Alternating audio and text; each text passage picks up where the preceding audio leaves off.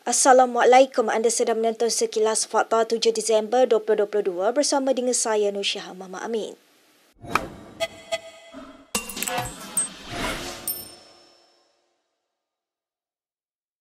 PAS menyifatkan mustahil untuk Perikatan Nasional menerima dana dari syarikat judi ketika parti itu tegas menutup tempat perjudian, malah pernah dituduh Taliban.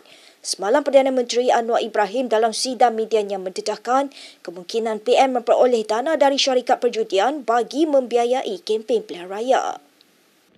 Dalam kenyataan di Facebook hari ini, Presiden PAS Abdul Hadi Awang berkata, ketika PN hampir membentuk kerajaan selepas PRU 15, saham syarikat perjudian menjunam. Katanya ia menggambarkan seolah-olah sentimen syarikat berkenaan terhadap PN tidak baik. Hadi yang juga ahli Parlimen Marang berkata, saham syarikat perjudian hanya naik semula selepas Pakatan Harapan mendapat kuasa. Beliau berkata adalah tidak masuk akal jika tauke judi menyumbang dana kepada pihak yang paling agresif merobohkan pusat judi dengan ganas. Beliau berkata selepas kerajaan PAS Kelantan, Terengganu dan Kedah menutup premis perjudian di bawah bidang kuasanya, tiba-tiba tindakan itu mendapat protes daripada parti komponen PH walaupun dalam perkara yang hanya berkait dengan hak umat Islam. Baik, sementara itu, seorang pemimpin Perikatan Nasional membuat laporan polis terhadap Anwar Ibrahim berhubung dakwaan dana gabungan itu untuk kempen PRU 15 dibiayai syarikat judi.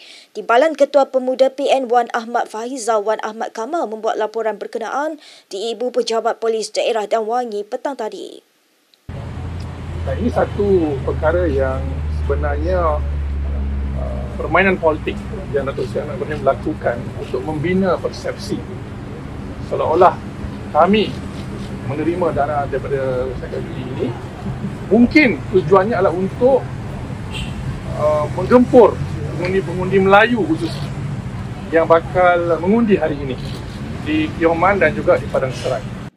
Ahli Parlimen Machang itu berkata, laporan itu menunjukkan bahawa PN memandang serius dakwaan Perdana Menteri itu dan tiada apa-apa untuk disembunyikan daripada pihak berkuasa.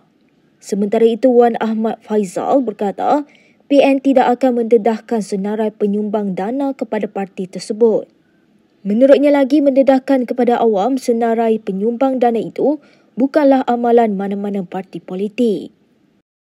YB Perikatan Nasional akan mengukuhkan tak senarai-senarai dana yang diterima oleh Perikatan Nasional? Oh, setakat ini tidak ada. Kita tidak mengeluarkan sebarang-sebarang. Tidak akan ke di masa hadapan macam mana?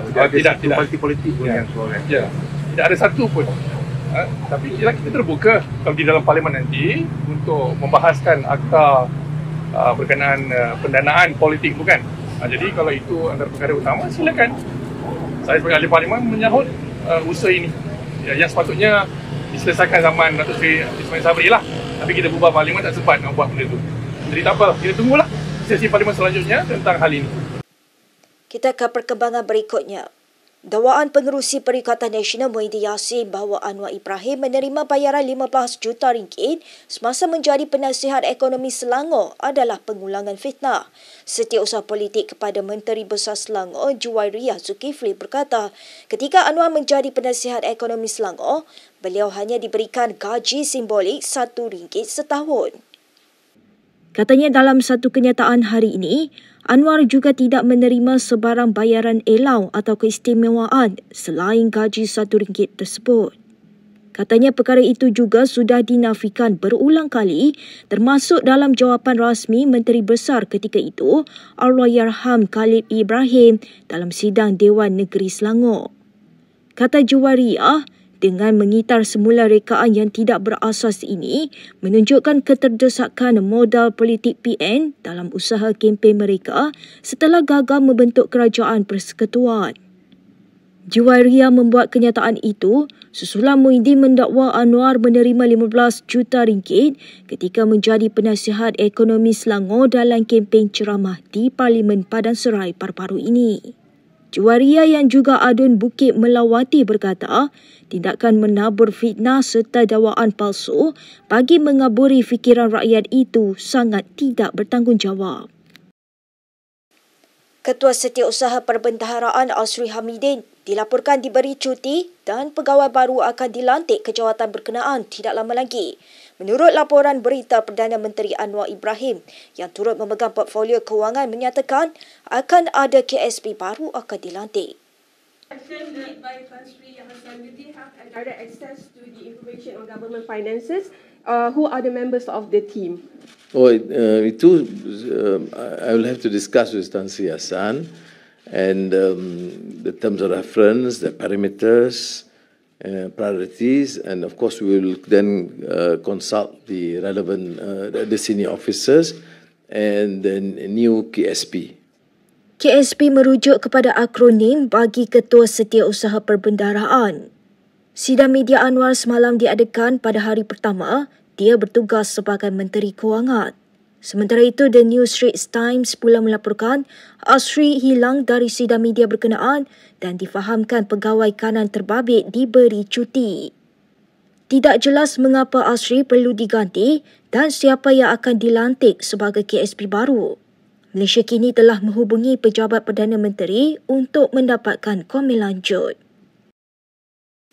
Seorang bekas menteri adalah satu daripada dua nama dikemukakan oleh PN kepada Parlimen untuk dicalonkan sebagai Speaker serta Timbalan Speaker Dewan Rakyat kali ini. Hal itu didedahkan Setiausaha Agong PAS Taqiyuddin Hassan di Kota Baru, Kelantan hari ini. Menurut Taqiyuddin, seorang lagi calon ialah tokoh yang dikenali. Kedua-dua mereka, kata bekas menteri itu, datang dari PN sendiri. Semalam adalah hari terakhir untuk mana-mana pihak untuk menyerahkan sebarang pemakluman dan notis mengenai pelantikan Speaker dan Timbalan Speaker Dewan Rakyat. Malaysia kini melaporkan semalam ada beberapa nama dikemukakan oleh pihak kerajaan bagi menggantikan Azhar Harun sebagai Speaker Dewan Rakyat. Mengikut perlembagaan, dia mesti mengosongkan jawatan sebagai Speaker sebelum 19 Disember ini. Dewan Rakyat akan bersidang selama 2 hari mulai 19 Disember. Seorang daripada calon yang dicadangkan pihak kerajaan ialah bekas Ahli Parlimen Sungai Petani Johari Abdul. Ia menjadi perhatian ramai kerana sidang berkenaan bakal membahas dan mengundi usul percaya kepada Anwar Ibrahim sebagai Perdana Menteri. Berita seterusnya. Negara ini tidak memerlukan sebarang pertukaran kerajaan sehingga sampai masa untuk PRU ke-16. Demikian kata anggota Majlis Kerja Tertinggi UMNO Muhammad Fuad Zakarchi dalam hantaran di Facebooknya hari ini. Menerusi hantaran itu, kata Fuad, sebarang cubaan menukar kerajaan sebelum penggal sekarang berakhir mestilah dihalang. Ia kerana katanya, UMNO yang menjadi sebahagian daripada kerajaan boleh memberikan kerjasama demi rakyat. Justeru kata Speaker Dewan Undangan Negeri Johor itu lagi, kerajaan yang dipimpin Perdana Menteri Anwar Ibrahim wajar diberi peluang mentadbir negara sehingga tamat tempoh sepatutnya. Muhammad Fuad yang juga adun rengit berkata demikian sebagai mengulas laporan mendakwa ada cubaan menggantikan kepimpinan Bersatu dan Perikatan Nasional daripada Muhyiddin kepada Hamzah. Memetik sumber tidak dinamakan, portal FMT mendakwa tanpa Muhyiddin menjadi pemimpin PN, peluang untuk mereka bekerjasama dengan BN menjadi lebih cerah.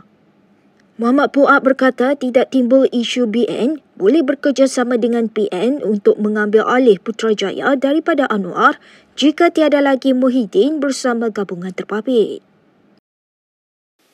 Baik, berikut beberapa lagi ringkasan berita untuk hari ini.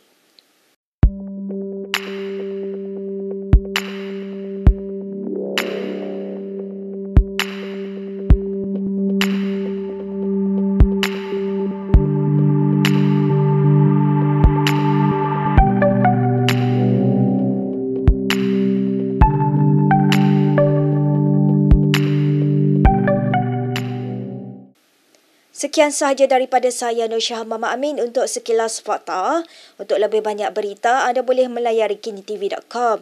Anda juga boleh mengikuti kami di Instagram, Twitter, YouTube dan Facebook. Salam hormat dan jumpa lagi.